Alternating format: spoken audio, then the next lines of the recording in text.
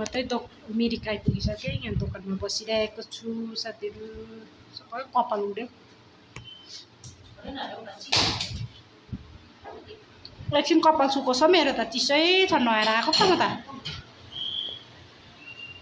गाडी त छैन क्या हो हाम्रो त त्यहाँ देखेको त लागेन गाडी सौरिनीको त।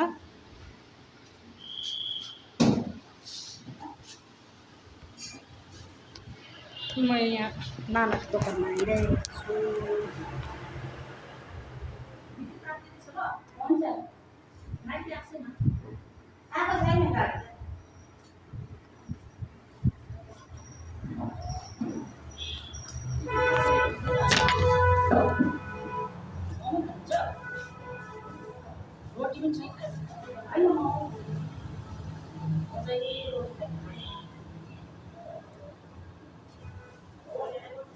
बसिरहनु त जान्छ है घरमा गएर काम पत्ता छैन।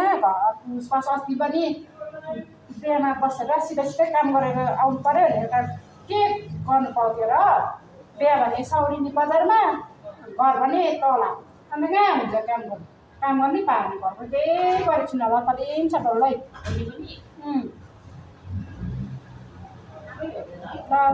अन्त यता भिन्नु कि उता भिन्नु कि कता हिँड्नु। ब्ल्याङ्केटहरू धुनु पर्ने घाम लागेको बेलातिर। तर के घाम लागेको बेलामा ब्ल्याङ्केट धुनु भने पानी त हुँदैन। बेग त परै छोडिरहेको छु, फोन मात्रै बोकेर आएको पर कालजानीको झोकोमा गाडी पनि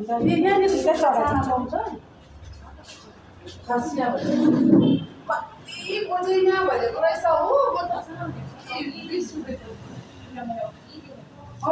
यता खोज्छु छैन भन्छ यता स्ट्यान्ड गर्नु त थाहा भएन त नि नानी